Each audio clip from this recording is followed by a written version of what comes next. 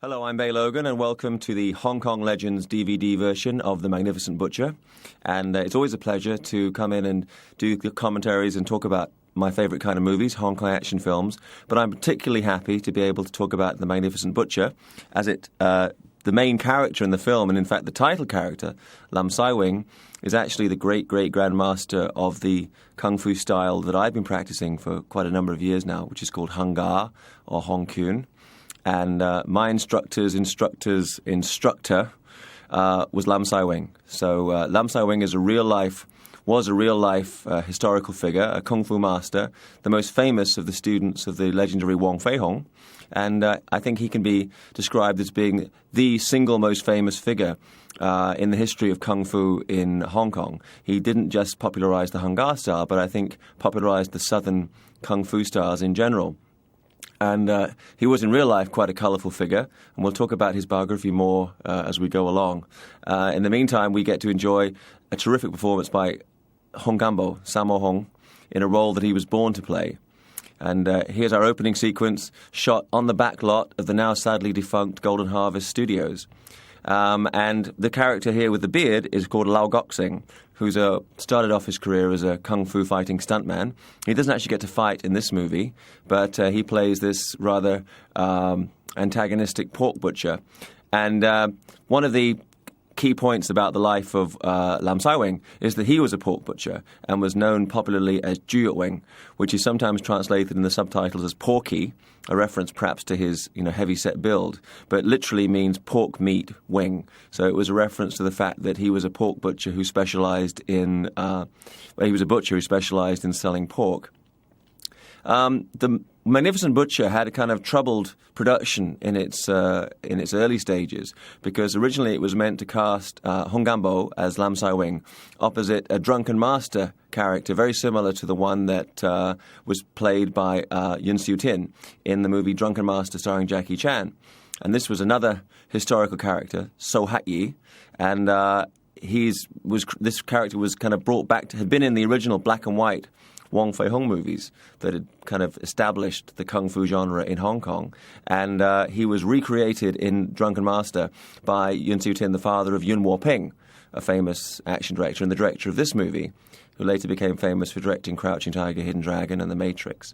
So anyway, the original plan was that Yuen Woo-ping would reprise his role of So Hat-yi, the drunken beggar, in Magnificent Butcher, and they began shooting, and there were scenes actually shot with Yuen Woo-ping playing the role, and then after a week or so, unfortunately, he passed away unexpectedly, and so the scenes had to be reshot. And there are stills, I think the footage is probably still locked away somewhere in the Golden Harvest vaults, but the stills survive, and they show a number of the key players in the film cast in quite different roles. So obviously after the film had to suspend production for the recasting of the So Hat-yi role, they recast the rest of the parts, and they kept the same actors, but they gave them different roles to play in the finished film. For example, Lau Gok-sing, who we just saw as the rival butcher, was originally cast as the younger brother of Lam Sai-wing, and that part's played by quite a different actor in the finished version. Here we have this comedic chess match between two veteran extras, supporting players in Hong Kong movies. The guy in the blue jacket running away, I've been asking everybody to give me his name, including Gordon Chan and Chan Poi-wah and a lot of the people who used to work at Golden Harvest. And he's somebody, I think everybody used to call him his uncle, and nobody knew his real name. But he started off his career working at Shaw Brothers as a production manager, and like a lot of people in Hong Kong movies, he was working behind the camera and would occasionally get called on camera to do supporting roles. And he moved on to Golden Harvest, which is where this film was made, and got this role at the beginning of Magnificent Butcher. But he's a really prolific actor, and you can see him in, I think he must have been in over 1,000 movies, dating back from, again, the old black and white Wong Fei Hung films to, relatively contemporary times. I believe he's since passed away.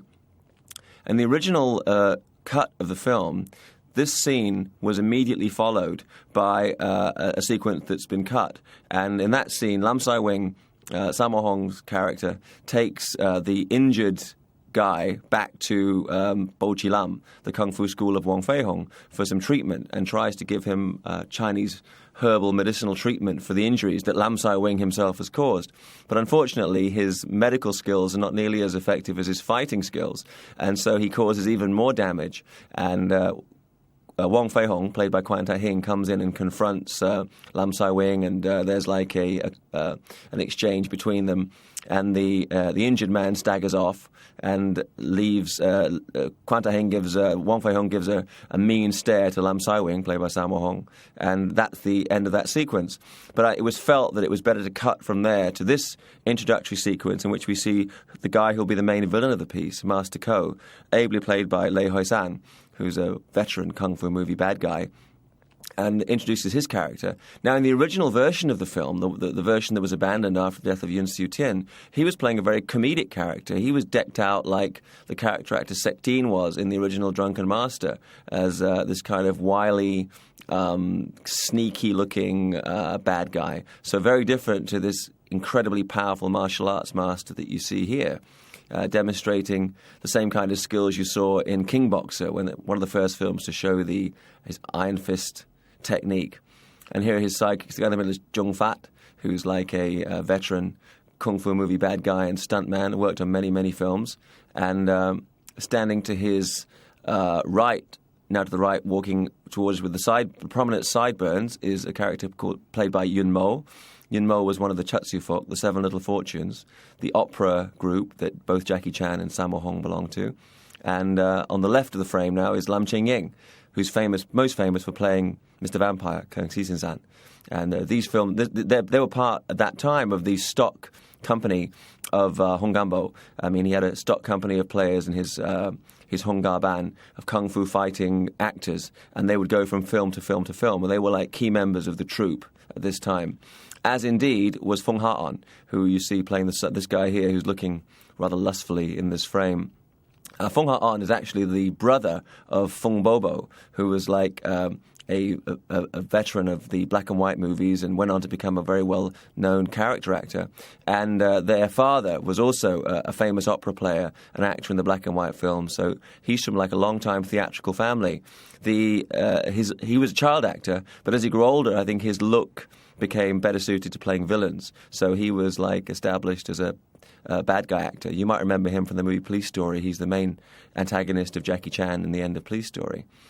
Now, this guy comes back in to complain about the fact that he's been beaten by Lam Sai Wing, and in the process, he refers to Wong Fei Hung, which is like kind of a reference to the scene that was cut, in which he actually goes to Bo Chi Lam, the kung fu school of Wong Fei Hung, and encounters him. So he's kind of like not only blaming Lam Sai Wing, but also Wong Fei Hung for his injuries, and creating this, setting in motion this whole series of events which will cause an encounter between Master Ko and Wong Fei Hung. And we cut from here to this sign saying Bo Chi Lam, which is the famous kung fu school, and there's the great Kwan Tak-hing. And he hadn't made films as Wong Fei Hung for quite a while when Magnificent Butcher was made. So Yuen Woo-ping shows this scene with him in like the Ma Bo and the Sei Ping Ma and the horse stance, demonstrating a few movements of a Hung Gar form and showing that he's still in incredibly good condition for a man who was in his 80s at the time this film was shot. And here we are on one of the upper sound stages at Golden Harvest. There's Sammo Hung as Lam Sai Wing. To the left is Yuen Bu, probably the most famous of Sammo Hung's protégés.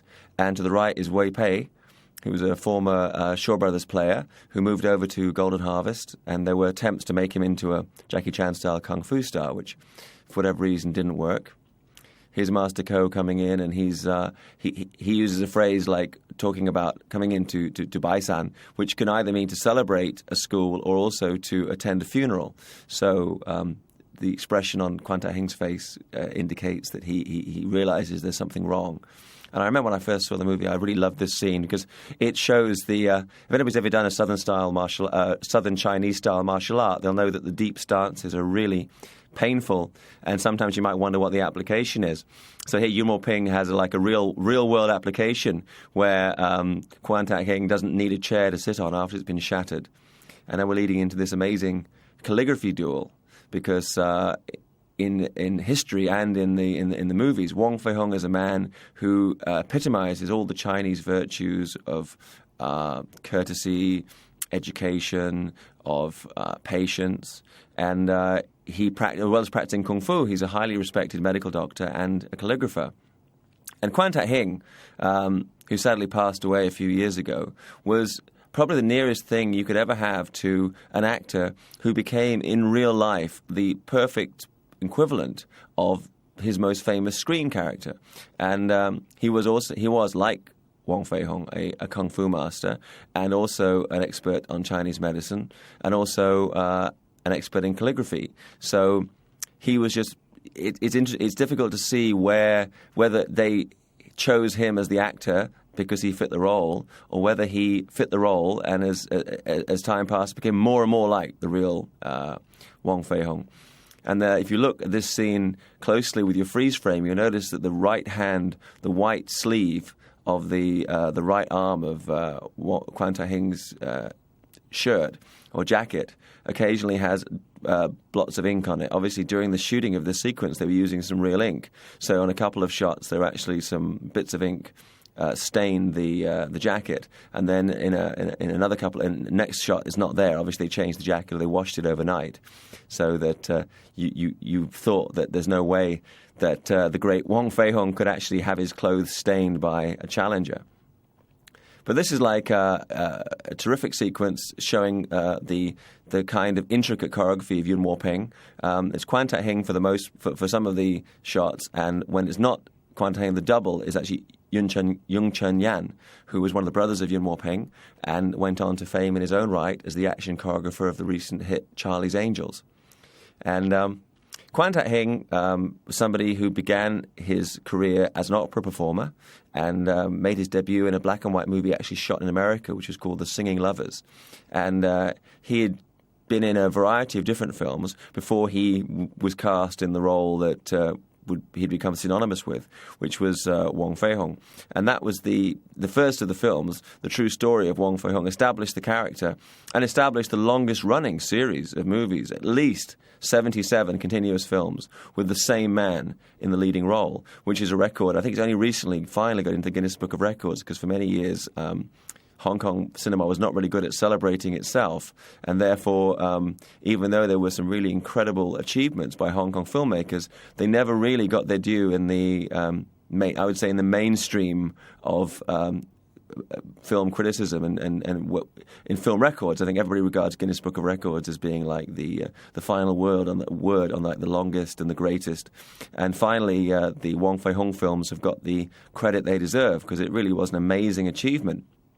And by the time The Magnificent Butcher was made, Kwan Tak-hing had played this role more than any actor in the world had ever played any role. So it's no wonder that his performance is so superlative. And the music, the Wong Fei-hung theme, which we hear prominently in a few moments, is actually a Cantonese folk song called Under the General's Orders. And it's now become if you play that music to anybody in Asia, and now a lot of people in the West, it's like the William Tell Overture is forever associated now with the Lone Ranger. Now this theme, Under the General's Orders, is forever associated with Wong Fei-hung. And this particular interpretation of the theme was the one commonly used whenever Kwan Tak-hing played Wong Fei-hung. Of course, the character of Wong Fei-hung has been interpreted by many people over the course of Hong Kong film history. Apart from Kwan Tak-hing, the most memorable incarnations have included Lau Gar-fai in the Shaw Brothers movies Challenge of the Masters and Martial Club, Jackie Chan, Drunken Master 1, Drunken Master 2, and Jet Li in 4 Wong Fei-hung movies, Once Upon a Time in China films. And it's a character that I'm sure will continue to be interpreted, and there'll be a fresh working of the character. As we speak, there's a cartoon version in development. So sometime next year, we're going to actually see Wong Fei-hung, the Disney-style cartoon. So talking some more about our title character, Lam Sai-wing. Lam Sai-wing was a native of a place called Nam Hoi, which is in Canton, or Guangdong province in China. And he was born into a family of martial artists, so it was only natural that he started training from a very early age. And he was, as he's always depicted in the films, apparently quite a boisterous character, and sought out martial arts masters to challenge. And he was already well trained enough that he got the better of many of them. And when he finally confronted the already famous Wang Fei-hung beat him with a single kicking technique. And so realizing that he'd met his master, Lam Sai-wing fell to his knees and asked to be accepted as a student. And he followed Wang Fei-hung until the time of Wang Fei-hung's death. And he's a very important figure in the history of Hangar and in the history of Wang Fei-hung as a folk hero. Because most of what we know about Wang Fei-hung, we know from Lam Sai-wing and from Lam Sai-wing's students. Because there's no... just recently, a photograph has been discovered that purports to be of the real Wang Fei-hung. But for most of the years that Wang Fei-hung was famous, there was no photograph or drawing. No one had really met Wang Fei-hung. Nobody really knew what he looked like. There was no official record of his exploits. All we really knew about him was what had been passed on by Lam Sai-wing, because Lam Sai-wing had, like his instructor, had opened a martial arts school in Canton, in Fatshan, had been practicing Chinese medicine and also been training the local Black Flag militia, a patriotic local army corps. And there's photographs of him wearing army uniform. And he went on from doing this to, in his later years, was invited to come and live and work in Hong Kong. So he came and opened a school in near what is now Hollywood Road in Central on Hong Kong Island. And his students came in, and of course it's natural in Chinese circles. They say when you drink the water, you should remember from where the water flows. So students would be coming in and learning the Hangar style and the different forms and weapons from Lam Sai-wing. And it would be natural for him to give credit to his own instructor. So he would always talk about Wang Fei-hung and tell stories about Wang Fei-hung. So the students and the students developed this impression of this superb martial arts hero who had lived until very recently in Canton and had epitomized all the virtues expected of a Chinese martial arts master. And so that became the basis for newspaper stories and radio plays about Wang Fei-hung, which in turn led to the series of black and white movies. And in the very early black and white films, when the early black and white films were being made, Lam Sai-wing was still alive and sent his students to help work on the early films. In the first run, Lam Sai-wing himself was played by an actor called Lao Chan, and Lao Chan is actually the father of Lao Ga-leung, or Liu Cha-liang. And Lao Chan played Lam Sai-wing, and he was a very burly fellow, so he was like a prototype Sammo Hung. And there's actually a spin-off movie which is called Lam Sai-wing and Leung Fun, where the lead role is played by Lao Chan as Lam Sai-wing, and it's kind of a prototype for The Magnificent Butcher. And there's a lot of terrific action in it. It's not quite as stylized or as intricate as the fighting that Yuen Woo-ping choreographs in this movie, but it's still, for its time, incredible. It shows the real kung fu style, a very pure version of the kung fu style that was taught by Lam Sai-wing. And in fact, my own grandmaster, Chan Hon-chong, was actually a player in the very early Wang Fei-hung, black and white Wang Fei-hung films. Unfortunately, of the 77 or more films that were made, probably only about 40, if that, survive. And they're now preserved in the Hong Kong Film Archive. When I first came to live in Hong Kong, I used to take them off TV, so I have a selection at home of videotape copies of the films, most of them in pretty poor condition. But then many of the films in the series literally no longer exist in any form, which is a shame because as well as being fascinating examples of early Hong Kong action filmmaking, they also served as a living, moving record of the kung fu masters of that era. And it's a shame that so many of the films are gone forever, and the performances of those long dead masters has gone with them. And I think it's, a good case for the fact that film preservation does have social significance, and it's a shame on the Hong Kong government that they were so late in the day in terms of establishing an archive and preserving films for future generations to enjoy and learn from. And the chubby actor we see now is called Cheung Kam, and he's was a character player in many Shaw Brothers and Golden Harvest films, and also a stuntman. Despite his heavy-set build, he was a capable stuntman. In this movie, he doesn't really know any kung fu, but he just reacts to other people beating him up.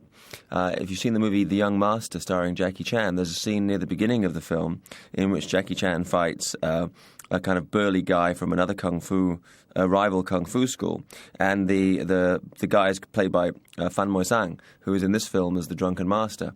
And for most of that fight, Fan Mo-sang is doubled by Cheung Kam. So Cheung Kam was always drafted in to double heavy-set people in fight scenes of this era. And there are a couple of films where he actually gets to show his stuff, but more often than not, he was there for comic relief or as somebody to get beat up or as a double.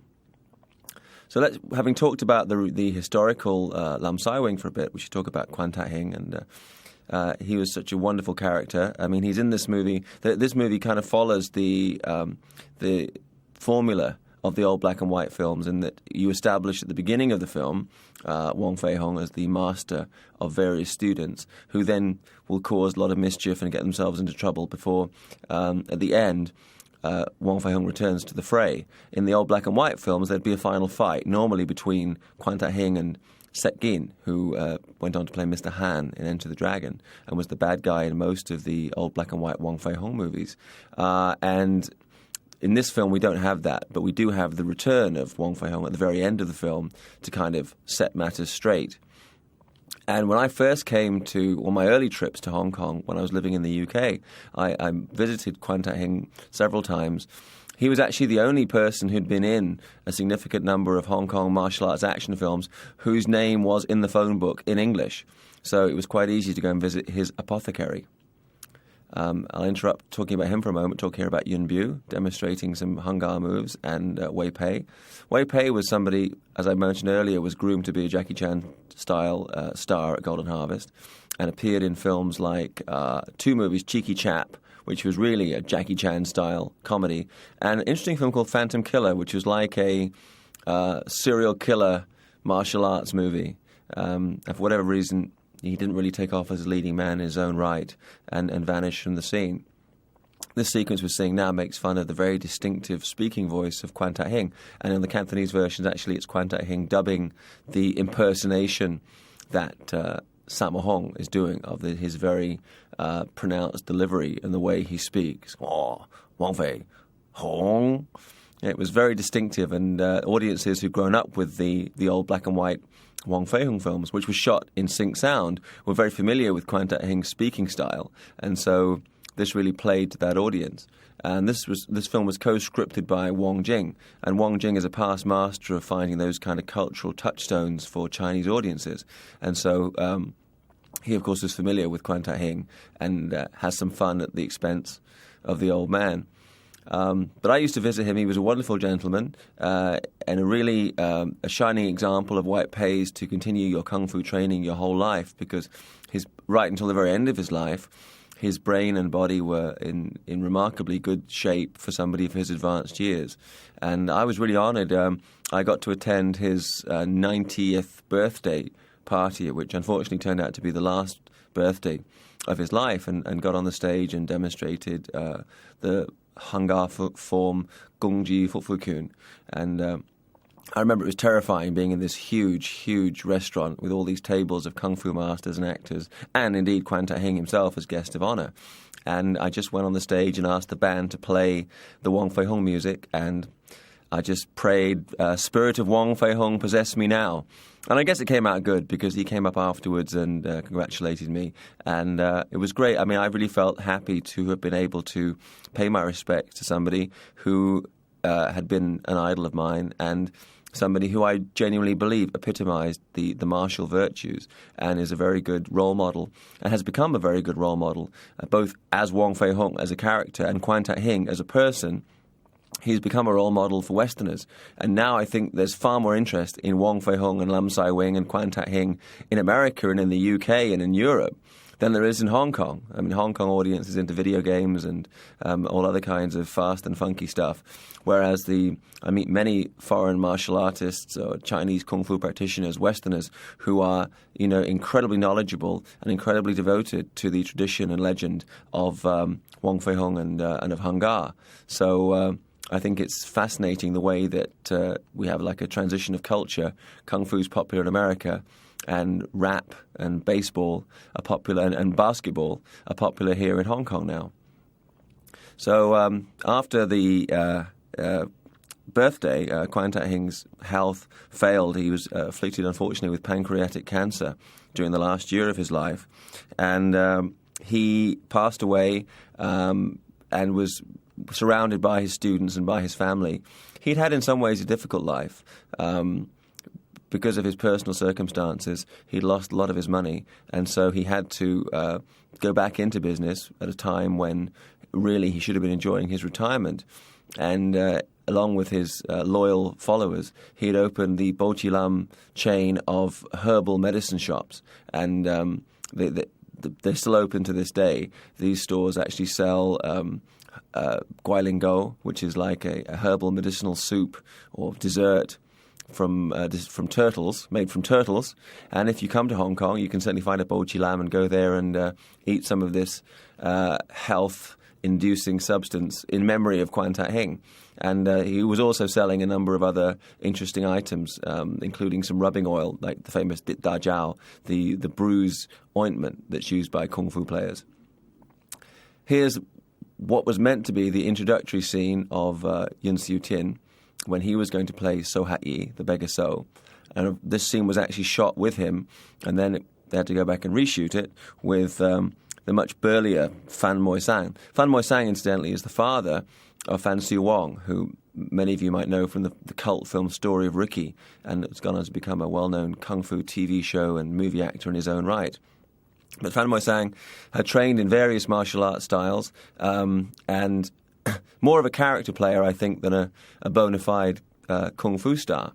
But here he very ably replaced poor Yuen Siu-tin and really made the part his own.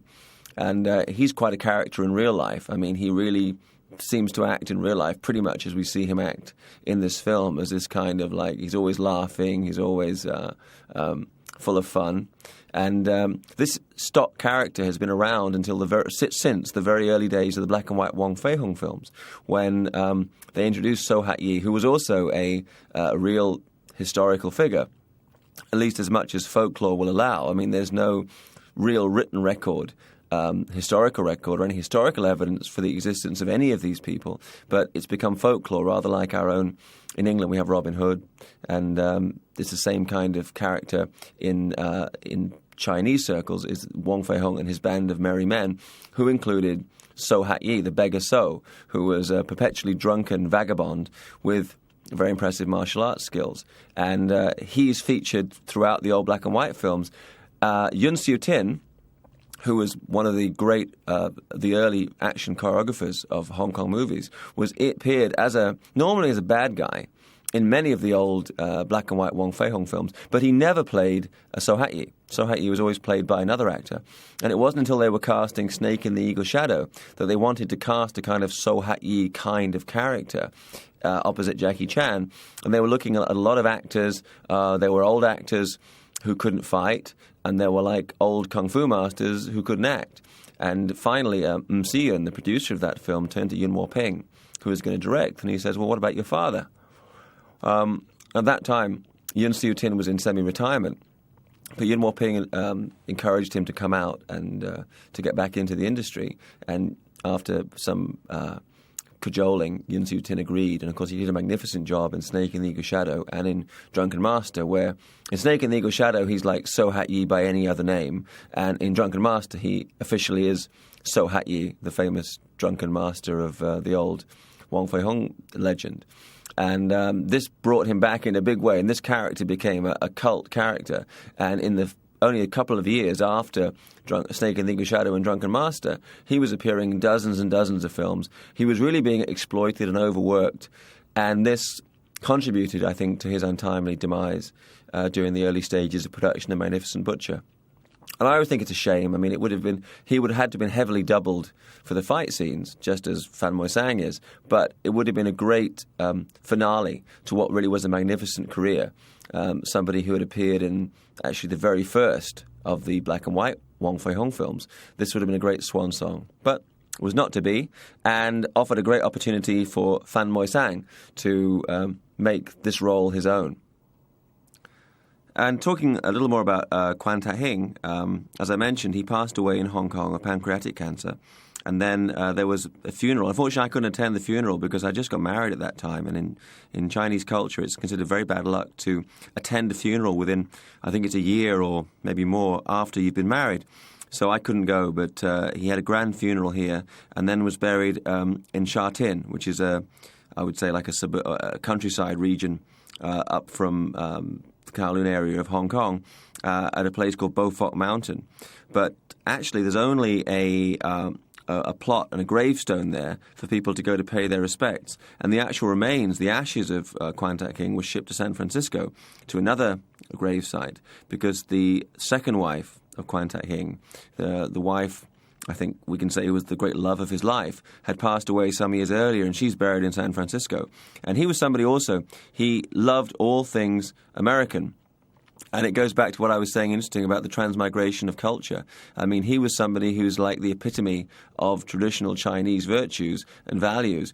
But what Kwan Tak-hing loved more than anything else was the cowboy era. He was a huge fan of cowboy movies. I mean, he had a collection of plaid shirts and bootlace ties and cowboy hats that would have made Garth Brooks jealous. And this was what he loved more than anything. And, of course, this stuff is quite passé for American audiences now. But when I asked him his favorite actors, they were all people like John Wayne and Tom Mix and Douglas Fairbanks and all the classic black and white action actors. Kwan Tak-hing was a good friend of James Wong Howe, who was a Chinese cinematographer who made his name in the black and white era of Hollywood. So Kwan Tak-hing, quite a character in his own right, and you might expect that he was like somebody who didn't really have any patience for interest in the West. But to the contrary, he was hugely enamored by the American West, the legend of the American West, and that the era of cowboys and Indians was to him the equivalent of what the Hong Kong kung fu movies are now to legions of fans around the world. And after his passing, the character of Wong Fei-hung was reinterpreted by, before his death, had been reinterpreted by Jet Li in Once Upon a Time in China.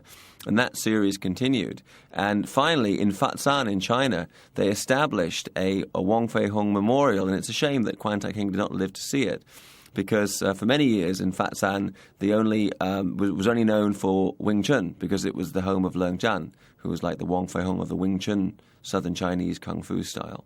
But after several years, it was realized by the Fatshan government that probably the most famous thing about Fatshan, apart from the Wing Chun connection, was Wong Fei-hung, because Wong Fei-hung was from there, and he often introduced himself in films as Fatshan Wong Fei-hung.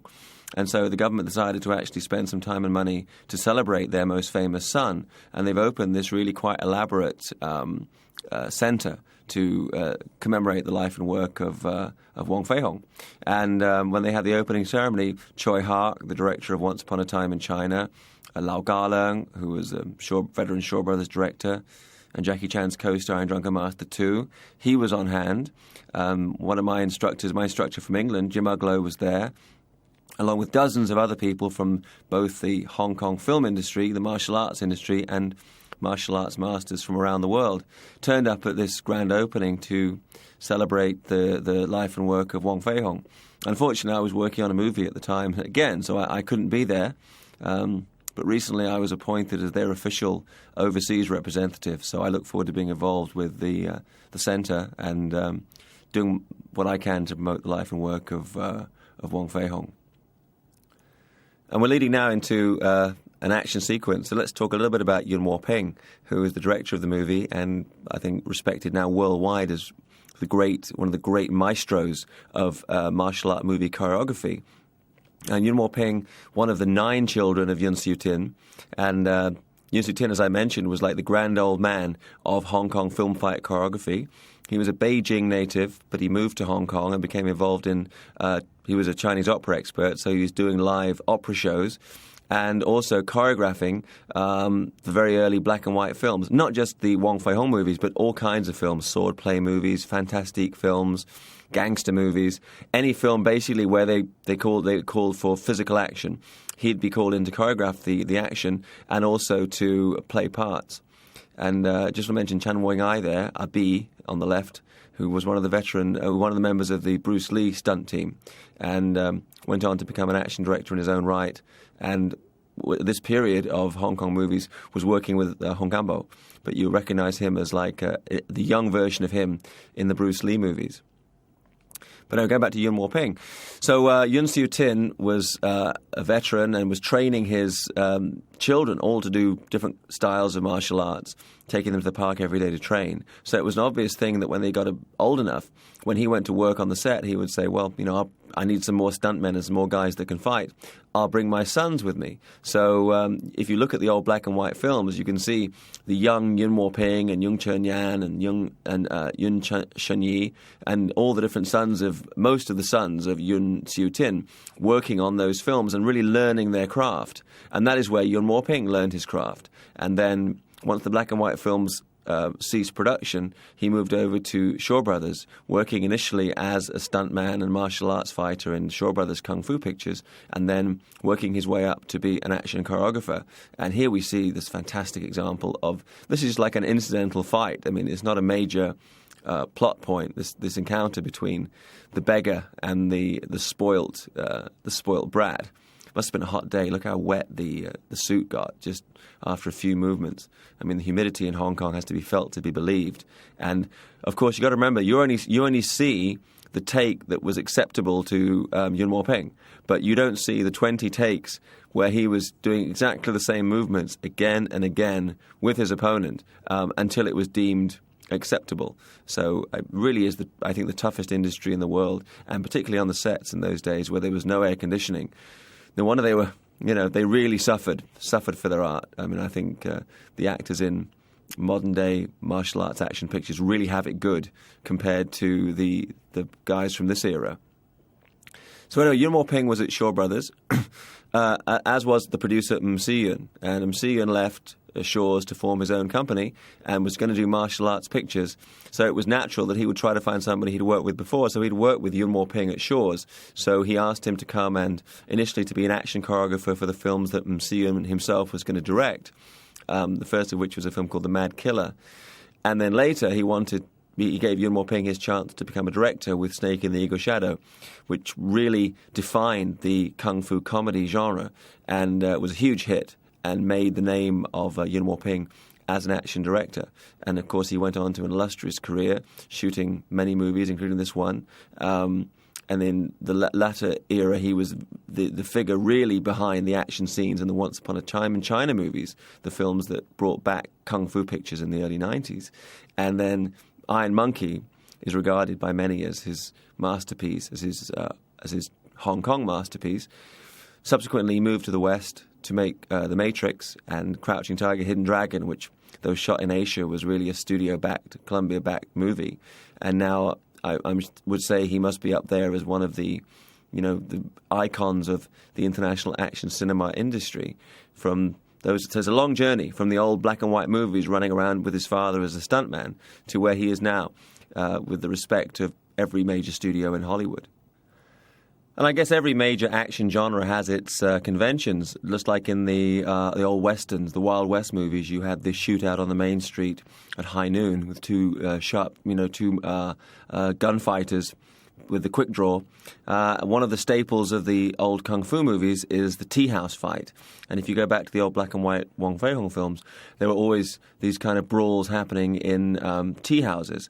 And this was because in southern China, in Canton, where these films were set, the tea house was a center of daily life. People would spend hours there chatting, drinking, eating yum cha. And so it was obvious if they were going to encounter people and they were going to have dialogue sequences and encounters and all this stuff happening, the teahouse was an obvious place where people would meet and you could have conflict and all the different dramatic elements that you needed.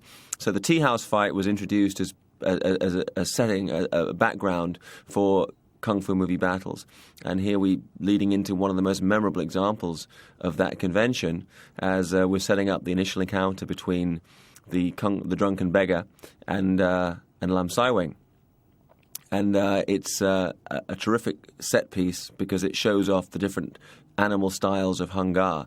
And even though neither Yuen Woo-ping or Sammo Hung, who had quite a lot of say in the choreography, are actually Hung Gar and students or masters per se, what they have is this incredible ability to assimilate the movements of any martial arts style, whether it's Wing Chun or Tai Chi or Hung Gar or Taekwondo, whatever it is, and drunken boxing, and take the elements from that will work cinematically. A quick sound cue comes in here from Popeye the Sailor Man, which always gets a big laugh. Dialect Soy Sao, that's the Chinese name of Popeye. But they would take the elements of the style so that you wouldn't get a literal representation on screen of the style, which you sometimes did get in the very, very old black and white Wong Fei-hung films. But you'd get the movements that you'd recognize. If you were an exponent of the style, you would see those movements but put into a rhythmic, choreographed sequence so that it works cinematically while remaining true to the roots of the system itself. And it's an extraordinary ability and something I think that is lacking in many of the martial arts choreographers in the West, who are very defined in terms of a specific style they've studied and a specific background they themselves have in their martial arts training. In this instance, I would say that the people like Yuen Woo-ping and Sammo Hung were expert in all styles, while themselves being masters of none. And this attribute makes them able to adds to the versatility of the action scenes. And now we get to see the famous Hung Gar Saping Ma, the Ma Bo, the horse stance. And another quick shot of wine. And there's the Popeye the Sailor Man music as he gets juiced up for the fray. And this was like a convention of that character, that he has to be drunk. There's the Gunlai salute. Down he goes into Saping Ma, and a very familiar opening sequence for anybody who's actually trained in the Hung Gar system. And this particular training method has actually been employed, I think, of holding your stance while you get tested, while you get struck around the body. And we established that even though he seems to be a drunken old beggar, this guy has really extraordinary martial arts style. What's interesting about this movie, as opposed to Drunken Master, is that in Drunken Master, Yun Su-tin kind of used the drunken fist. But here, it's basically Hung Gar against Hung Gar, and the Drunken Master is himself a Hung Gar master. So here we see Lam Sai-wing, played by Sammo, using the tiger up again and meeting his match from the beggar. And the tiger, of course, the tiger movement is one of the key elements, fu, of the Hung Gar style. And the Hung Gar system was codified from, according to legend, from the southern Shaolin fighting movements, but was actually codified by Wong Fei-hung. The movements themselves existed prior to him, and he'd been taught them by Lo Ah-choi, who was the instructor of his father, Wong Ka-ying having refused to teach kung fu to his son. But Wong Fei-hung actually took the movements that he'd been taught and formulated the two basic sets or forms or patterns of the system. A Gongji Fu-fu-kyun, which is one movement, which means literally taming the tiger, and Fu Hok Sen Ying, which is the tiger and crane, two animals form. And this fight is really derived from the movements of Fu Hok Sen Ying. We see the tiger and we see the crane. And it's an example of the genius of Yuen Woo-ping, that he can take from this form the different movements of the tiger and the crane and apply them in a way that, even though in real life you couldn't obviously do an extended fight sequence like this using this kind of technique in the real world, it obeys the conventions of reality of the Kung Fu movie, in that it looks like these guys really want to hit each other and that they are using the appropriate attack and defensive techniques.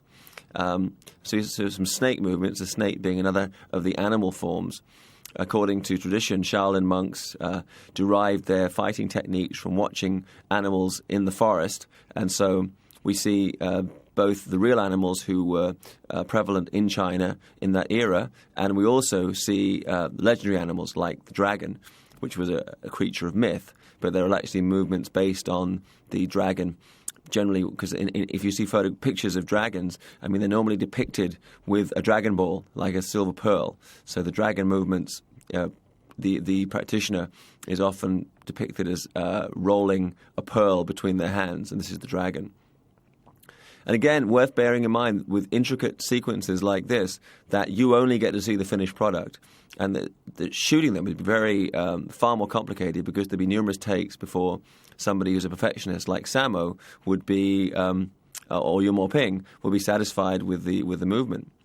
And notice, if you look carefully at the outfit worn by Sammo Hung, he's wearing some Qing Dynasty duct tape around his pants, and that was because of his girth, because of his circumference. There was always a problem with Sammo when he was wearing kung fu pants, that they would slide down after a few movements. So they tried all ways to keep them tied up, with like rope and ribbons and what have you. None of it worked. And finally they got some of the duct tape used by the cameraman and just taped it around his midriff to kind of tape the shirt to the pants. And so that kept his trousers up for the whole film. So it's slightly anachronistic, but the kind of thing you really only notice after you've seen the film far too many times, as I admit I have. And another place you see duct tape is around the handles of swords. If you look at the old swordplay movies, because what used to happen is, because of the humidity and because of the fact that people were doing these motions again and again, their hands would get very sweaty. And if they were holding just regular swords with a regular hilt, the blade would fly off, and this caused a lot of injuries. And finally they realized that if you wrap duct tape around the handles, that absorbed the moisture, and so it was safe to have sword fight sequences. So duct tape, at least according to the Kung Fu movie, was invented far earlier than it probably actually was. And another career footnote to Fan Mei-sheng, because apart from appearing in dozens and dozens of Kung Fu pictures, you can actually see him in the Michael Cimino movie Year of the Dragon, which is one of the earlier films with John Lone. Starred Mickey Rourke and John Lone. And there's a sequence in the film when John Lone... And there's a real-life black and white picture of the young Sammo, by the way, just to interject. But in that sequence, John Lone's character goes to Thailand to finish up a drug deal, and he meets this burly drug dealer, played by Fan Mei-sheng. And later, it happens off-camera, but John Lone's people behead Fan Mei-sheng, and John Lone carries the severed head of Fan Mei-sheng when he goes to meet another drug lord up in the hill country of Thailand. So that was probably the only major international credit of Fan Mei-sheng, who actually speaks Mandarin in that movie, not Cantonese, and was picked, I think, just because of his physicality. And he has a real persona about him. I mean, in person, he's quite a character. On screen and off, he's quite a character, as indeed is Sammo Hung. So going back to talk a bit about Kwan Tak-hing, who was, of whom this was like the second to last of his great Kung Fu movie appearances. He made his real swan song, his curtain call, in the film Dreadnought, which was also directed by Yuen Woo-ping, and in which he got quite a bit more action to do than he does in this film. Kwan Tak-hing was born in 1905 in Canton, which of course made him perfect to play Wong Fei-hung, because they were both Cantonese, they were both martial arts masters. And in fact, the last of the wives of Wong Fei-hung was a lady named Mok Guilan, and she was very young when she married the then aged Wong Fei-hung, so she outlived him by many years and worked on the old black and white Wong Fei-hung films as an action choreographer. And she was, on the first day of the shooting of the first movie, she looked at Kwan Tak-hing and she said, you're just like my ex-husband. So that was kind of the family mark of approval upon his performance. But he was already in his 50s when he was first cast to be Wong Fei-hung. And I think the reason for this is that traditionally a sifu or a kung fu master would have to be at least middle-aged to be respected. And this was one of the criticisms we heard in Chinese circles when the first of the Once Upon a Time in China films was made, that it was unrealistic for somebody as youthful as Jet Li evidently was, to be regarded as a sifu, as a kung fu master in his own right. So when they were looking for somebody to play Wong Fei-hung, it had to be somebody of a certain age for the very traditional Chinese audiences to accept him. And Kwan Tak-hing was, I think, a hero on screen and off. He was a great patriot. He ran a performance troupe during the years of the Japanese invasion of China after 1937, and he traveled through the U.S. to raise money to equip the Chinese military to fight back against the Japanese army, and also traveled throughout China, and he had a price on his head. He was such an effective rabble-rouser, such an effective patriotic leader, that the Japanese army put a price on his head. If he was caught, he would have been executed immediately. So he was, I think, somebody who really exercised his nobility on screen and off. He was used for many advertising campaigns, both in Hong Kong and Japan. I remember when I came to Hong Kong seeing this poster of him at on a subway, and it was a picture of Kwan Tak-hing in his Wong Fei-hung outfit, and it was for family planning. And the ad line was, "Family planning is male responsibility." And he was always used, his healthy image was used to sell various remedies, herbal remedies, and the Japanese TV stations warmed to him as one of the living treasures of Hong Kong, and came to shoot a special TV series about him, which was called Mo Dik Tujin, which is My Challenge, which talks about his life and about his attitude.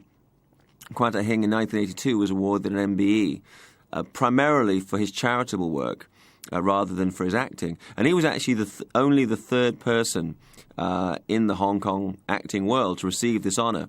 Of course, during this period, Hong Kong was a colony, so people in the colony, people working in government or in public life, were eligible to be on Her Majesty's New Year's Honours list. But actually, there were only two other people prior to Kwan Tak-hing who had this award.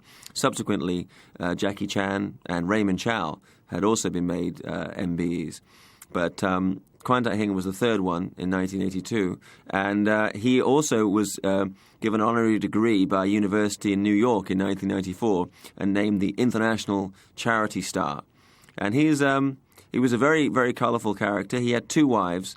He was married and was travelling in the States with an opera show when he met the woman who had become his second wife, and he left her. He then. It was quite a scandal at the time that he left his first wife to remarry. And there was a kind of complicated personal situation that led to when, in his later years, when his wife passed away, all his money and properties that he'd acquired over the years in Hong Kong reverted to her son, with whom he was estranged. And the son basically took all the goods of Kwan Tak-hing and all the resources of Kwan Tak-hing, and it was the good friends of Kwan, like Wan Bat-ming, the producer, who came in and helped him, found him roles in films, found him other business ventures so that he could make a living in his declining years. And I have a memory of going to visit him up at his apothecary, and at that time my Cantonese was even worse than it is now, and he never spoke much English. But coming and communicating with him, and he had this Dit Da Jiao, this bruise ointment that he was marketing, and he was sitting at a table putting the bottles into boxes to be shipped out. And having nothing else to do, I sat down next to him, and he would pass the bottles to me, and I'd put them in the boxes. And we sat there in silence as twilight fell, and we couldn't really communicate other than pointing at things and just trying. But I felt that the communication between us was very genuine, and he was a very genuine and very kind person, and a genuine martial arts hero. Now, this sequence we're seeing here, I think, very much reveals the influence of Wong Jing, because Wong Jing always likes to do these scenes of miscommunication between the sexes.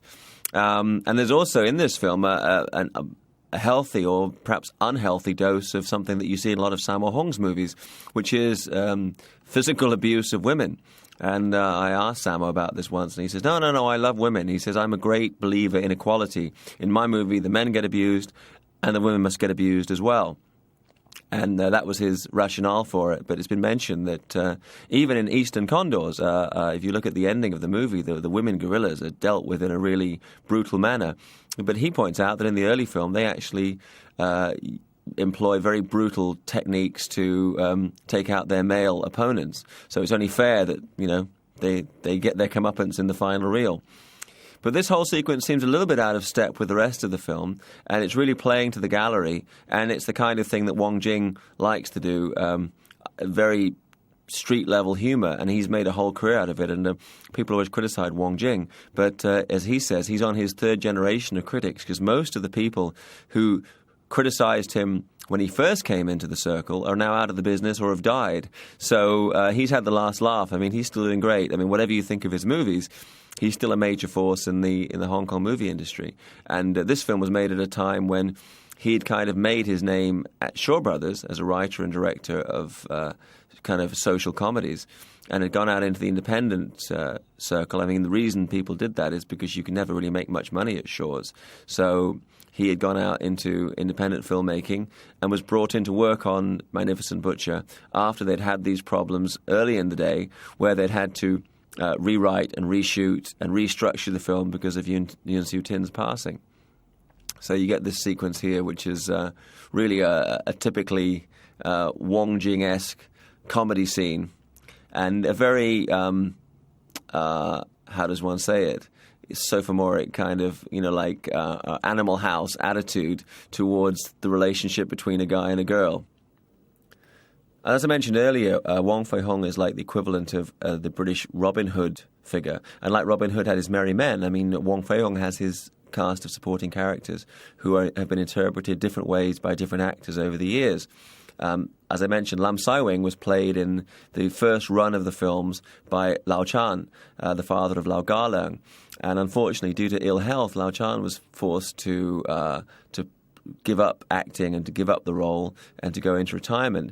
But his performance had been so memorable, both as an actor and as a kung fu practitioner, that initially it was nobody replaced him as Lam Sai-wing. So there was a run of the films when various actors would play Leung Fun, who was another one of the famous students of Wong Fei-hung, but there was nobody as Lam Sai-wing.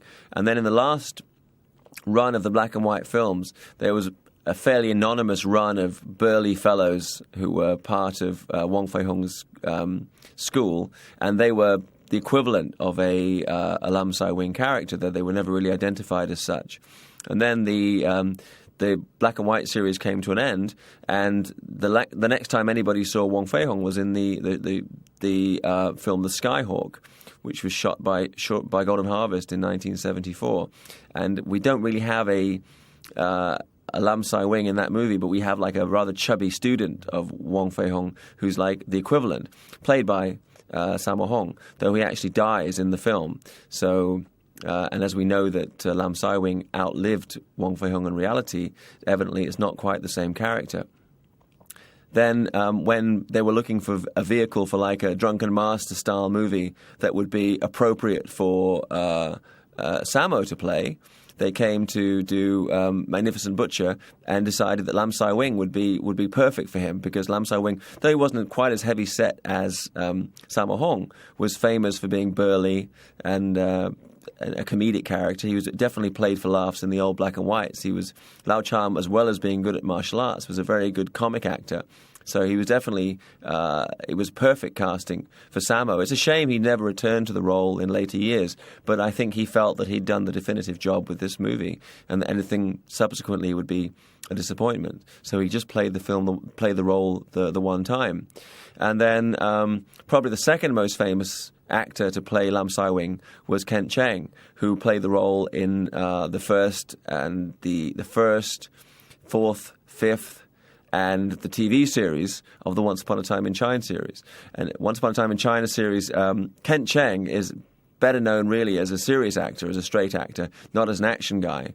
But he, though obviously physically he couldn't match Sammo Hung, in terms of an acting performance, he did a really good job, particularly in the first film. I think the relationship between Lam Sai-wing and Wong Fei-hung, played by Jet Li, is very well defined, and they really cover the credibility gap about a much older man following a youngster like Jet Li. Jet Li's Wong Fei-hung is obviously much younger than Ken Cheng's Lam Sai-wing, but because of the performances, the relationship is completely believable.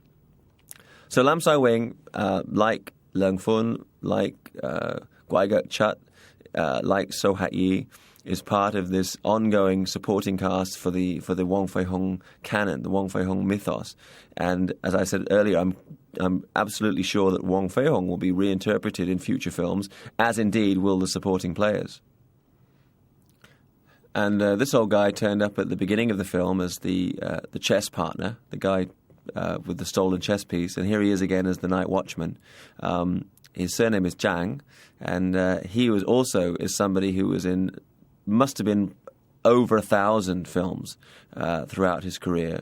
Also had appeared in the old black and white Wong Fei-hung films and was seen in all manner of movies during this era, including contemporary films, period movies. Whenever they needed a guy who looked kind of like a stereotypical opium smoker, he was always dragged out and used as a supporting player.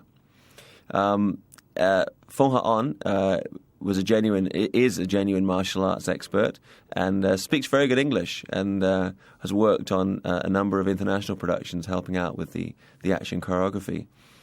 We setting up now the purpose is mistook, the fact that the son of Master Ko has actually killed the goddaughter and has blamed this on Lam Sai-wing. So it sets up the feud that's going to go to another level, the feud that exists already between Ko's Dragon School and Wong Fei-hung's Hung-gar School. And this Lei Hoi-san is somebody who had studied Hung-gar and various southern styles, an incredibly muscular physique for his day. And in this film, we don't really get to see it, but in many films of this era, particularly John Woo's Last Hurrah for Chivalry, he's really an incredible physical specimen, and that's one of the reasons he was used so often as a bad guy, is he genuinely looked like somebody who could kill the hero. He went on to star as a bad guy in dozens and dozens of kung fu pictures. But in later years, he's worked at TVB as an actor and has played all manner of roles, including sympathetic roles. I mean, the father of various female characters in the films. He's not just typecast now as a bad guy. And he's still working and still healthy. His style of fighting, he was never really a kicker or somebody with a very pretty fighting style, but he had power and he had the ability, despite his size, to memorize these long sequences of movements. So he was a bad guy and probably be remembered as one of the great bad guys of Hong Kong kung fu cinema, and holds himself with great bearing. I mean, he looks the best he's ever going to look, I think, in Magnificent Butcher. This was like the high point of his career.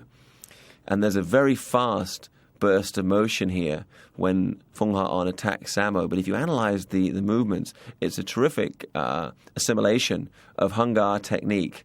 And it would actually, in the right circumstances, a couple of the movements would actually work. And it's basically created by Yuen Woo-ping based on his research into Hung-gar. And of course, he and his father and his brothers would have ample opportunity to meet the master of the different styles on the sets of the old black and white movies, because those films used to hire genuine kung fu masters to come in and show their stuff.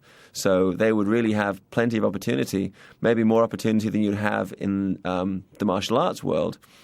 By doing this kind of films, they had the chance to meet the exponents of all manner of different martial arts styles and assimilate the best techniques, which they could then use. This sequence here is a great little exchange, and typical of the detail that Yuen Woo-ping and Sammo Hung put into even the most apparently insignificant bursts of choreography. I mean, they really do this detail. The detail that they bring to the choreography is something that the audience really responds to, perhaps without analyzing it. And it's what has turned on now a whole new audience and a whole new generation to the incredible skills of the Hong Kong action filmmakers. And also in this movie, it's worth noting a great sense of mood, of tone, that the cinematography of the scenes, even though it's actually in many ways a comedy, when you get a sequence like this, which is dealing with really quite dark subject matter, or the scene a bit earlier when the dead body was discovered, is really shot in a different style, very eerie. Here we are back at Bo Chi Lam, Master Ko's coming in and leading into this incredible action sequence, which again doesn't really advance the plot, but it just gives a chance for the proteges of Sammo Hung to show off their skills. And particularly amazing is the fight that occurs between Yuen Bu and Lam Ching-ying. Yuen Bu and Lam Ching, both exponents of Peking opera, though they studied under different schools. Yuen Bu was one of the Chatsu folk, the Seven Little Fortunes, and a kung fu brother of Jackie Chan and Sammo Hung. Now breaking the chupai, the signboard, and this was the worst insult that you could ever give to a kung fu master was to break his signboard, because basically you're saying he's not worthy of having a martial arts school. And what's happening here is what we used to call taekwondo. Taekwondo is basically to kick the school, is when you come and challenge a rival master. And I was talking about the fact that the other day, talking with somebody about the fact that there are some areas of filmmaking that have progressed incredibly, like CG and special effects, and some that have regressed. And one that's regressed is the ability of martial arts, of actors in martial arts movies to perform movements like this. And this particular duel between Yuen Bu and Lam Ching-ying, with all the millions and millions of dollars that we have now to spend on filmmaking, if you said to me tomorrow, okay, we want to shoot this scene again, you just couldn't do it, because you could not find the people who had the requisite skills to shoot these great long takes with these extravagant sequences of motion. You'd have to break it down. If you could do something akin to it, but you couldn't do the same scene again for any money, because today, people really don't have the same skill level in terms of sheer physicality to perform these amazing long sequences of motion. And another reason, of course, you couldn't do the fight is, sadly, Lam Ching-ying is no longer with us. He passed away from cancer a few years ago. He was somebody who had a really interesting and prolific and versatile career, starting off as a stuntman working on the Bruce Lee movies, and then became a key member of the Sammo Hung troupe, and then after that really made his name in the Sammo Hung produced film Mr. Vampire, or Kung Si Sin San, and that really stereotyped him as this Ghostbuster figure, and it was a character that he was to play in a whole string of follow-up films and spin-off movies, including a contemporary one called Magic Cop, and he also played the character in a couple of TV series for ATV, and died unexpectedly. Nobody knew that he was sick. He kept it quiet and passed away unexpectedly a few years ago. Yuen Mo on the left here, another member of the Chatsu folk. The reason they're all called Yuen is not because they're related. I once read a very imaginative article in which it was suggested that Yuen Bu and Yuen Kuei and Yuen Mo and everybody were all the sons of Yuen Siu Tin. The reason that these guys are called Yuen is because they took the surname of their Peking opera instructor. So when they went out to perform as the troupe, they all had a Yuen name, like Sammo was Yuen Lung. And in fact, some of the earlier movies, he uses the name Yuen Lung on Chuan Yuen Lung on the credits, giving respect to his now deceased Peking opera master. But Yuen Mo was one of the band. There are actually, of course, many more than 7 students at the school. So the Chatsu folk, the Seven Little Fortunes, was like a rotating lineup of Peking opera performers, and they used to perform at the now sadly defunct Lai Jingfa Yun, which was a kind of a fun fair where people used to go, and it was like the equivalent, the very early equivalent of a Hong Kong kind of Disneyland, with rides and exhibitions. And part of the fun of going was you got to see this opera show with these kids, and you can see that depicted in the movie Painted Faces, which shows the younger years of Jackie and Sammo, Yuen Bu, Yuen Mo, and all the rest of them, and all of these. The veterans of the Seven Little Fortunes went on to become this amazing generation of the finest generation, the best generation we've ever had of Hong Kong martial arts movie makers. This is the kind of trickery you see in the old, in the classic Hong Kong movies, the swordplay movies. This kind of knife in the sleeve technique, and it's interesting to see Yuen Bu adapt his really...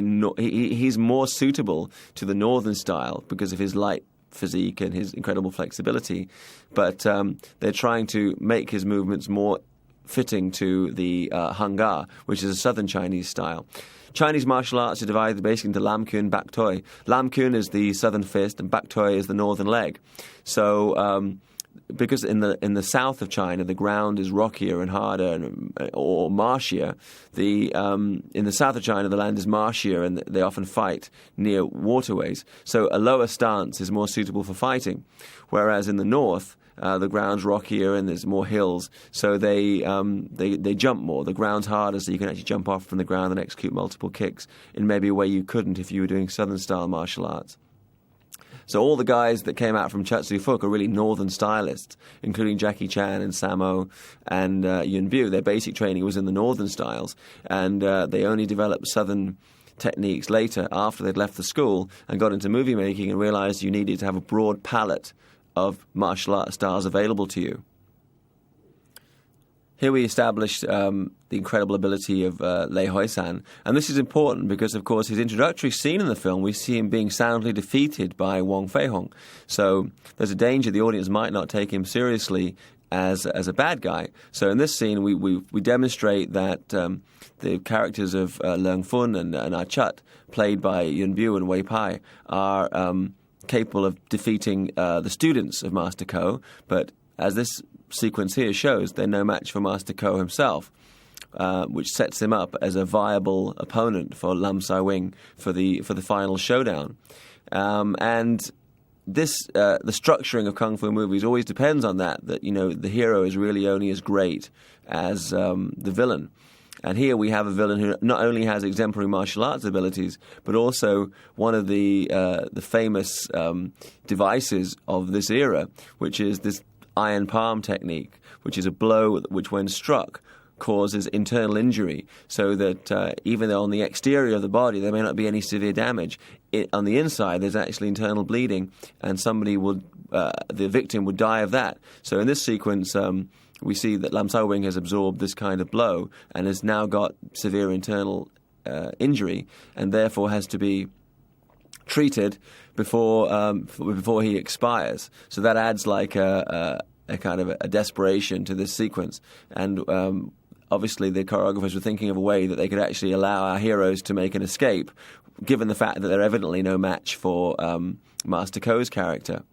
So here we have the spear, boom, and he's held in place, and the others managed to escape. And you got a quick look there at the altar, and that was something that was a constant from in the stage set of Bo Chi-lan back in the old black and white films.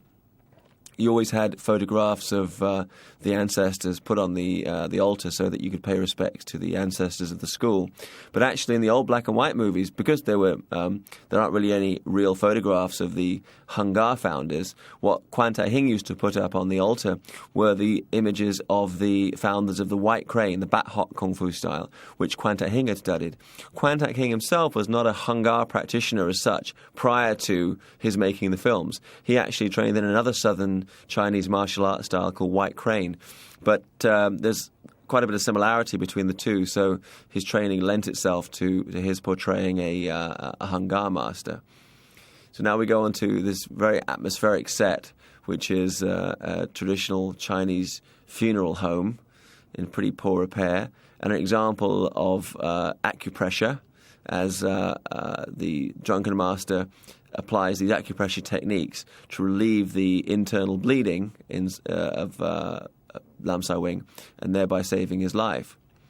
And he dispatches the two youngsters to go to find Wong Fei-hung. So they're out of the picture, and sets up what will be the final vendetta between Master Ko and his henchmen and Lam Sai-wing.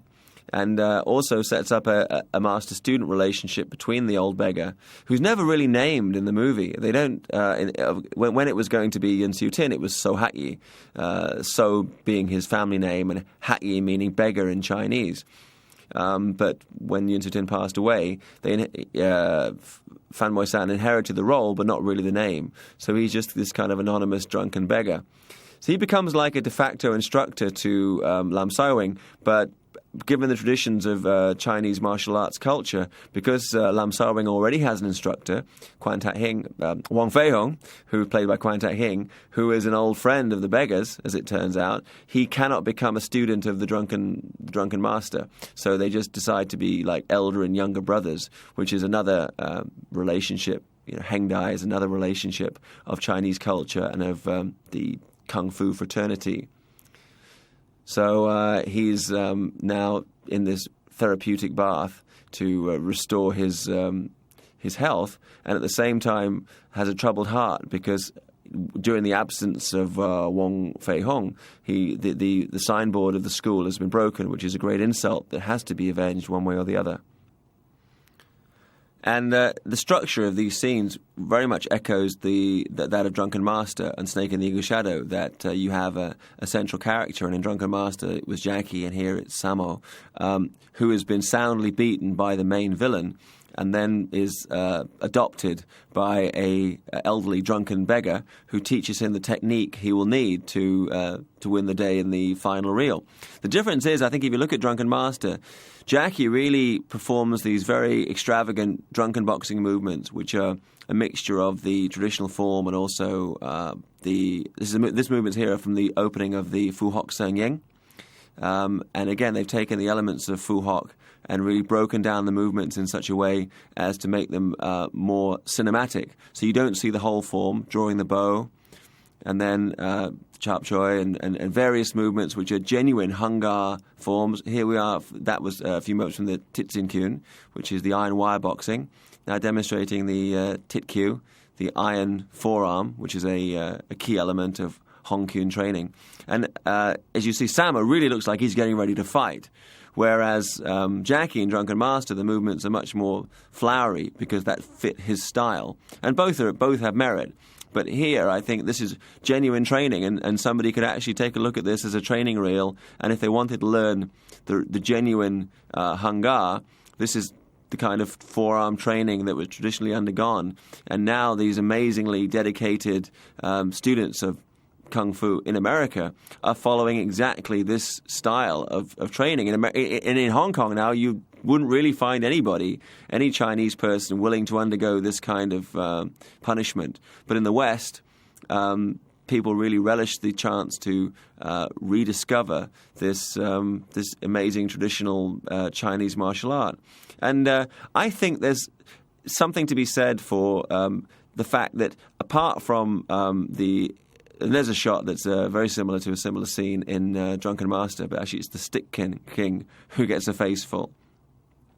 But when you actually are moving in the traditional movements of Hung Gar, you're learning lessons, life lessons that, as well as being techniques used for fighting, can actually be applied to the real world. I mean, somebody might say, why in the 21st century are you sitting in your horse stance? But as well as being a physical training exercise to build up leg strength, the horse stance also symbolizes having a certain solidity and a certain stability in life. And so you can apply that as a philosophical concept. And I think that this aspect of martial art probably has not really been sufficiently explored and sufficiently communicated. And it's always been about fighting, and it's been about being macho. And there is a spiritual and social and other aspects to Chinese martial art. And if they were ever tapped into, then Chinese martial art would really move into the mainstream of interest in martial arts in the world at large. This nice little fake. We have like the real cat, which has caused some apprehension to Lam Sao Wing, followed by, and we're setting up the arrival of this weird student of Master Ko, the crazy cat, played by Jung Fat. And it's odd that even though the different fighters from Ko's school are meant to all be his students, their styles are all markedly different. Lam Ching Ying was fighting using this kind of very effeminate style with the fan and the coins, and Yun Mo was using the pole and the ring and fighting monkey style. And Jung Fat here, the cat style guy, has got this crazy cat style. And we get this kind of warm-up bout now for Lam Sao Wing to show the difference in his technique from what we saw earlier and after he's been training with the drunken beggar. But this is an amazing sequence, and Joan Fat was in dozens of these Golden Harvest martial arts pictures. One of his most memorable roles was as the Mao San, as the Chinese wizard in Spooky Encounters, Guai Da Guai, which was one of Sammo's groundbreaking films, one of the first movies to really combine horror and martial arts. And he had a great role in there, a good guy role. He's often cast as a bad guy, but he was a good guy in that as Sammo's the sorcerer, the good sorcerer, the good wizard, the white wizard who helped Sammo out in that movie. I always think this is a great gag, the idea that cat style, he's jumped up and messed up Sammo's hair. And Sammo actually is shot. This set obviously was redressed for a number of films because there's any number of movies where you see Sammo fighting in an ancient undertakers with all the Chinese style coffins. You notice the coffin's shape is very different to that of the West. The Chinese coffin is almost like a seed being planted in the ground towards signifying the proposed resurrection and reincarnation of the person who's passed away. That was a great sequence of motion there. I mean, it happened so fast and the choreography is so fluid. Like all exemplary physical action, it looks easy. But if you actually break down some of these movements and look at them as one take, as in one sequence of movements without a cut, then it really is an incredible physical accomplishment. And this tricky bit of business here with the oil is a lift from one of the old black and white Wong Fei-hung movies where Wong Fei-hung was fighting a Japanese wrestler. Kwan Tak-hing was fighting this sumo-style guy, this judo guy, played by Feng Yi, who played one of the karate masters Bruce Lee fights in Fist of Fury. And Feng Yi's grappling style is really quite hard for Wong Fei-hung to deal with. Wong Fei-hung actually gets his jacket ripped off, and so Kwan Tak-hing sees this oil on an altar and pours it on himself, which makes it impossible for the grappler to hold his upper torso, his bare upper torso, and that's how he wins the fight. Here's the sticky leg, and a very good object lesson in how to apply the stance work that you see in Hung Gar, because, I mean, a criticism that's appeared many times. I mean, it's in the movie Fist of Legend. People say, well, how would you apply standing in stance in real action?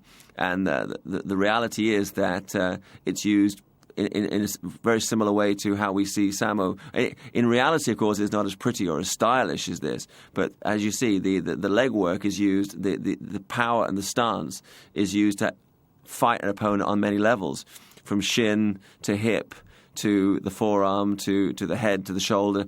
Every part of the body is used, and this really is the essence of Hung Gar, and the fact that the techniques are designed in such a way that you can use every part of the body as a weapon in the right circumstances. And then the drunken beggar coming in to deliver the coup de grace.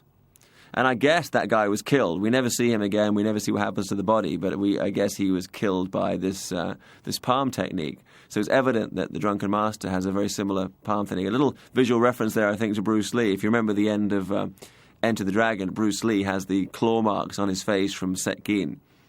And later we have this sets up a comedy, a kind of a purposes mistook sequence that's very Wong Jing oriented. Nice chance in the exterior here. We're at an old building in the New Territories of Hong Kong. During the 70s and 80s, there were a lot more of these ruined buildings where they used to go out and shoot. Of course, many of them have been knocked down now because large areas of the New Territories, the countryside in Hong Kong up towards the Chinese border, has been redeveloped. But during this period, there were many abandoned villages, and they provided stock sets for Hong Kong filmmakers. And of course, it was very cheap to shoot out there because shooting in daylight is a lot cheaper than shooting interiors where you need to put up lights and you need a lot of power. When you go outside into natural light, all you really need is good camera crew and your performers.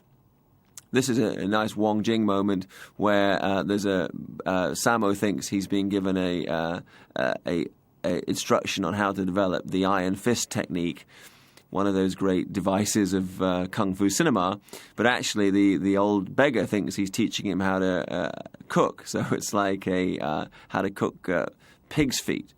So this is very Wong Jing style humor, and this was the era when kung fu comedy was the in thing. So the old Master Po-faced Shaw Brothers movies were passé, and people really wanted to see a mixture of kung fu and comedy with these larger-than-life characters who, nonetheless... And what's great about it is the fact that there's like a through line that the characters are funny when they're acting and talking, and also when they fight, the physical motion reflects the character. So they don't act one way and fight another, which was a problem, I think, in many other martial arts pictures from the earlier era of Hong Kong films, that everybody kind of fought the same way regardless of who their character was, because they really hadn't learned how to integrate choreography and drama and comedy into one smooth flow. And Yuen Woo-ping is somebody who is a past master at doing that. And of course, he's made his name in the West as an action director, but as everybody who's a devotee of Hong Kong cinema knows, he's also a great director in his own right.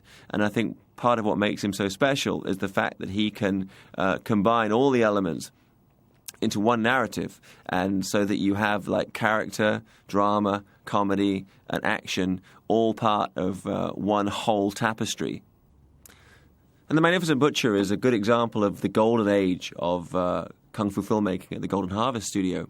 And the producer of this film is Raymond Chow, who had made his name as the producer of the Bruce Lee movies. And something you might not know about Raymond Chow is he himself in his younger days had been a kung fu student and actually had studied under one of Lam Sai Wing's students in the Hung Gar style. So I'm sure that didn't bear any relevance on the fact that he made a Lam Sai Wing movie. But I guess it's an interesting biographical footnote about Raymond Chow. And if there's one thing that gets Hong Kong people more excited than kung fu, it's gambling. So we have this obligatory scene in a gambling den, and the night watchman, realizing he has a chance to blackmail Master Ko's son, which sets in motion the final tragedy before the epic fist fight, which everybody knows that these films boil down to an epic showdown between the hero and villain. And I think during this era, it must have been like the fastest gun in the West, because you had this terrific competition between Sammo and Jackie and the other guys who were doing kung fu pictures at this time, including Yuen Woo-ping, who, though not an actor, was, of course, an esteemed director.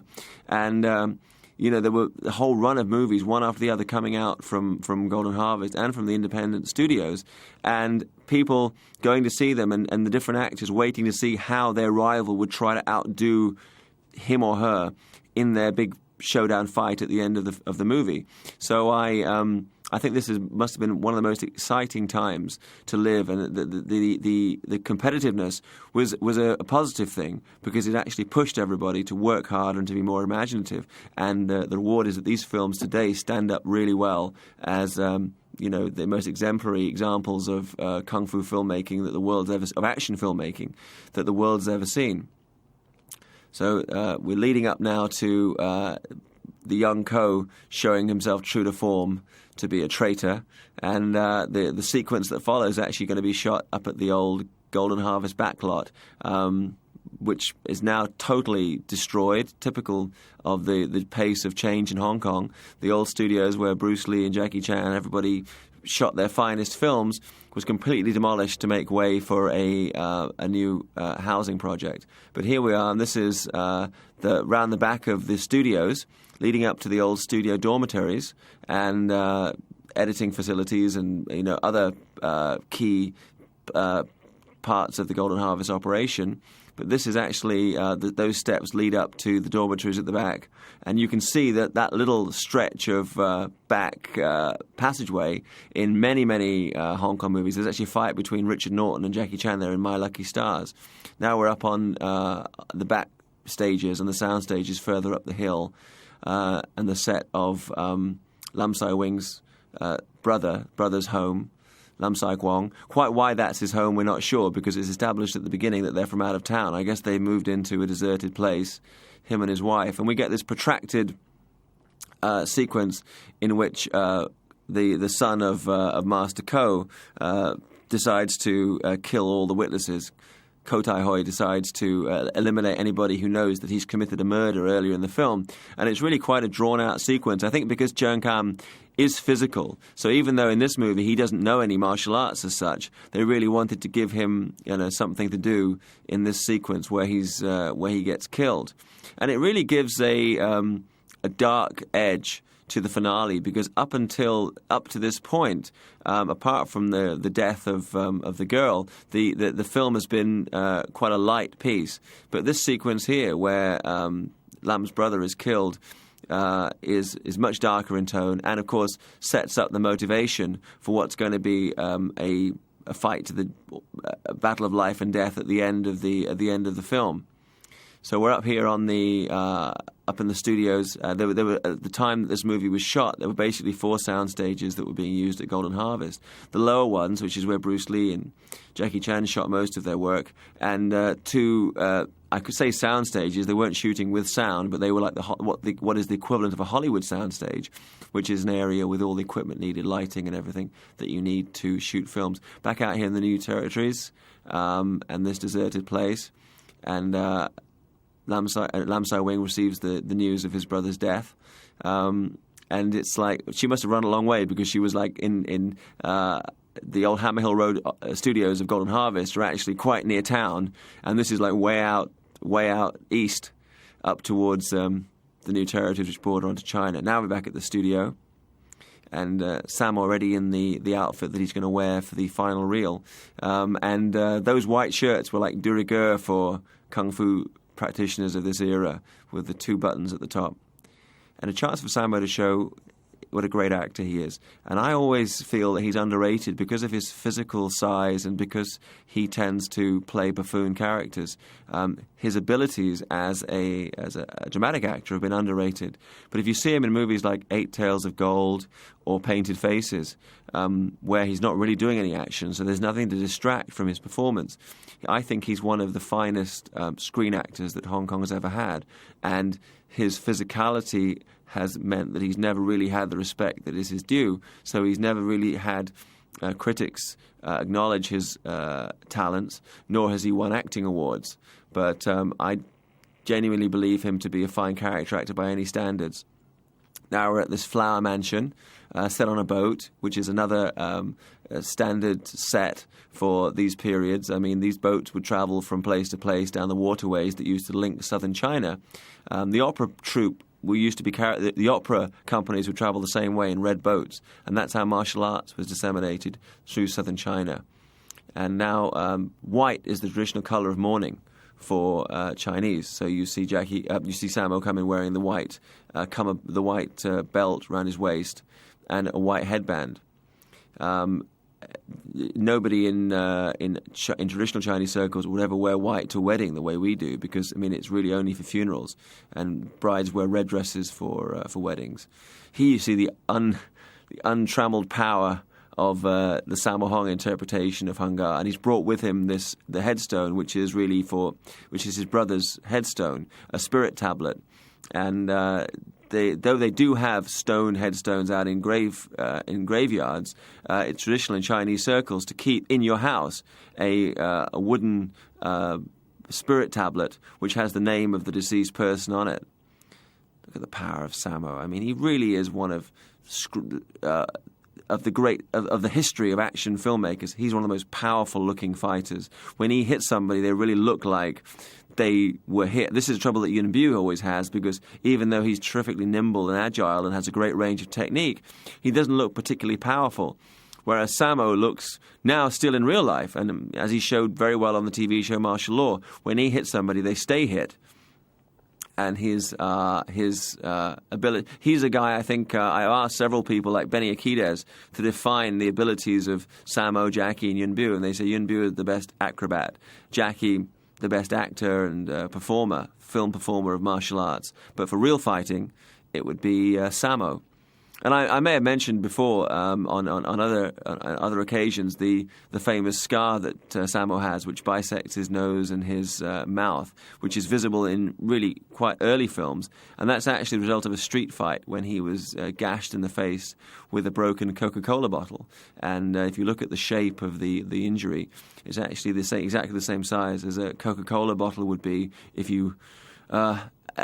somebody, hypothetically, broke off the top of the bottle and hypothetically stabbed it in somebody else's face. I'm not encouraging anybody to do that, but that's what happened to poor Sammo, and that's why he has that peculiar round scar on his nose and mouth, which actually is referred to in several films. Dragons Forever is one I'm thinking of, where it's actually a point in the dialogue to mention that he has this scar. This ceremony is being undertaken to restore the jupai, the signboard to Po Chi Lam. So I guess they really want to get it up there before Wong Fei Hung returns. And now we see Master Ko has come out with the spirit tablet from his son, commemorating his son's passing, and this paper money, which is burnt at funerals. They wouldn't burn, Chinese being very pragmatic, they don't burn real money for the dead. They burn paper hell money that can be spent in the afterlife by the person that's passed away. And they burn a lot of things like cars, TV sets, video machines, basically to ensure that the dead person enjoys a luxurious life, a luxurious afterlife. Here we are in the backlot of Golden Harvest, the site of, the finest martial arts showdowns in the history of the genre. And it must have been quite something in its heyday to see Jackie shooting up on one soundstage, Sammo on the other, maybe some of the other kung fu stars on another one of the stages, and each trying to outdo the other.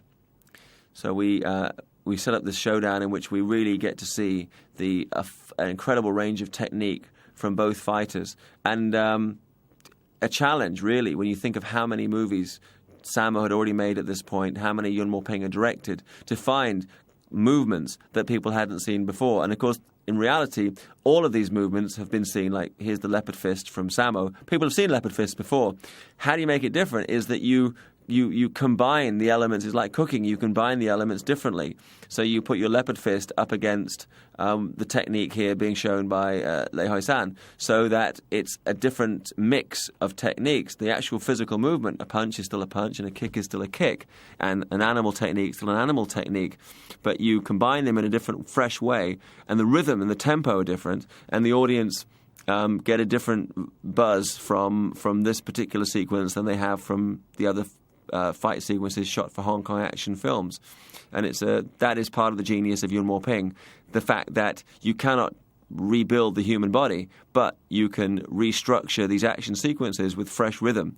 So even to this day, he's constantly coming up with new ideas and new styles, new ways of doing things.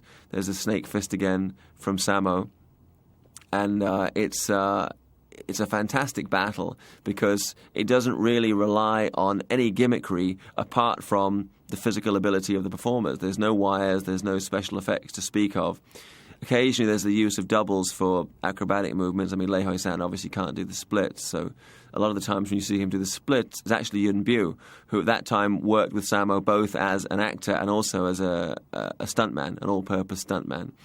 And I know a lot of the old-time kung fu movie fans are really unhappy with the way that recent films have focused so much on the wire work. They feel that this takes away from the physical ability of the performers. Yuen Woo-ping is a past master at both styles. He can do this kind of traditional, rooted, realistic fighting, and of course the exemplary wire work that we saw in Once Upon a Time in China series and in The Matrix. I think a balance for the modern era, you can have a balance between the two, but it's very easy to go too far in one direction with the wires, and we've seen quite a number of Hong Kong films where they didn't work because the audience really couldn't relate to the performers. There's the dragon style, which I mentioned earlier, which shows somebody imitating a dragon holding the Dragon Ball. Very popular Japanese cartoon series of the same name, but the pearl actually rides the waves ahead of the dragon. So that's the dragon motion, and actually the first time we see Sammo using that in the film.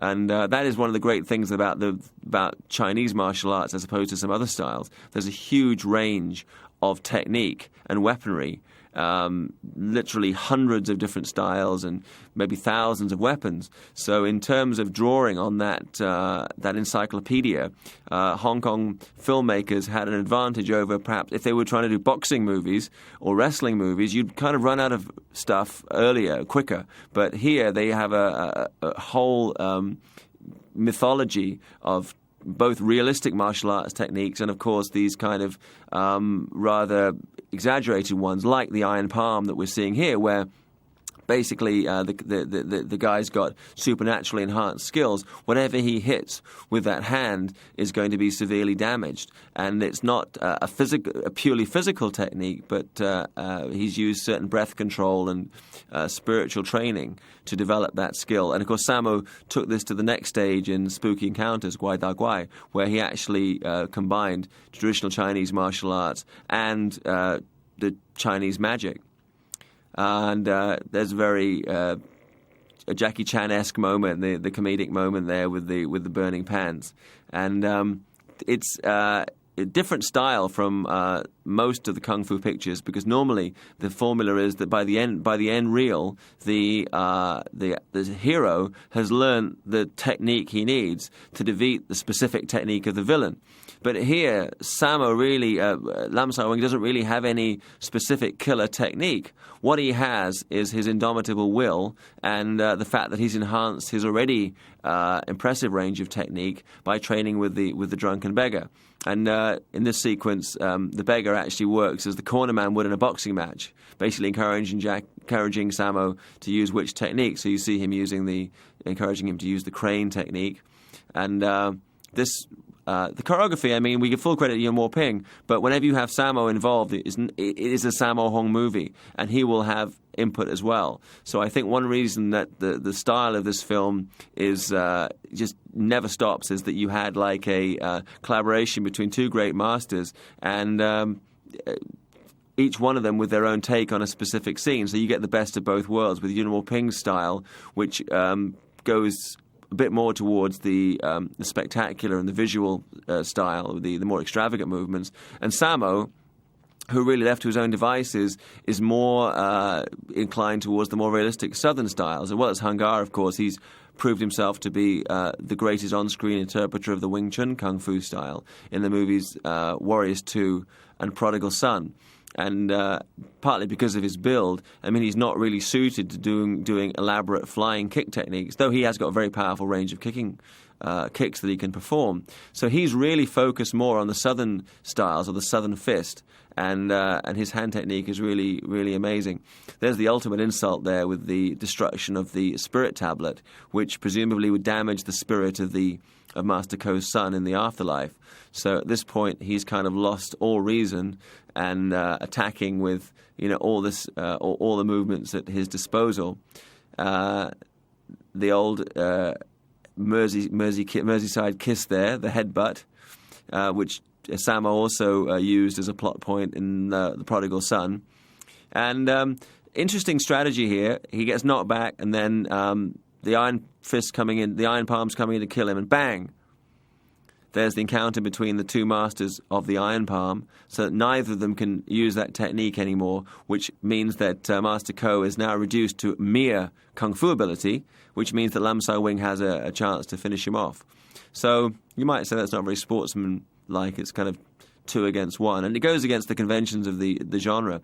But I think that Sammo wanted to be more realistic, and the fact is that in the short amount of time that we saw him training in the film, it would not be believable that his character could develop the skills necessary to single-handedly defeat somebody as awesome as Master Ko obviously is.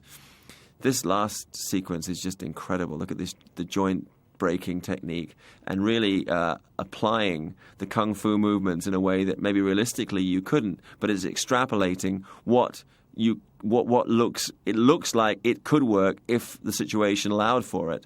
So that there's a logic there, so you don't go, hey, that would never work. You go, geez, you know what? Maybe if person A kicked, punched, whatever, I could do this, I could do that. And it all works within the internal logic of the Hung Gar system.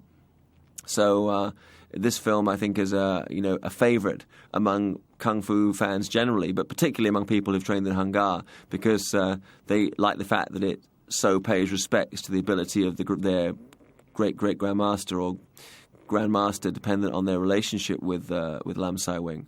And there he strikes the final blow.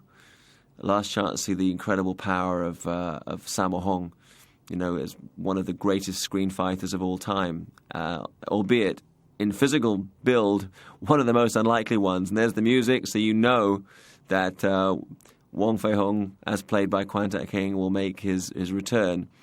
He'd been off to visit a monastery, and there's Sai Gua Pao in the background there, who plays Bucktooth So, the stuttering So, kind of a regular stock character of the old black and white films, and outlived Kwan Tak-hing by a number of years. He passed away earlier in 2001. And now Sammo has replaced the chupai, opens it, but they look up, and to the horror of all, they realize he's got it upside down. And I have no idea what that reads upside down. It's meant to read Bo Chi Lam. And notice that Wong Fei-hung will not allow any permanent injury to be inflicted on Master Ko, and he's asked his students to take Master Ko back to Bo Chi Lam for treatment. So there we have the end of Magnificent Butcher, one of my all-time favourite kung fu movies, and the one that pays tribute to my own great-great-great-grandmaster. So it's an honour for me to be able to participate in something that perpetuates his legend. And as ever, I've very much enjoyed being able to share whatever information I've been able to pick up over the years with you. And I hope that you found it interesting, informative and entertaining. And maybe a few people out there from watching this film will be encouraged to go and train in Chinese martial arts in general and Hung Gar in particular. I certainly hope so. I think that, following martial art to whatever degree is only good for your life, for your health and your internal, external well-being. So Bey Logan signing off. Thank you. Joy Gin.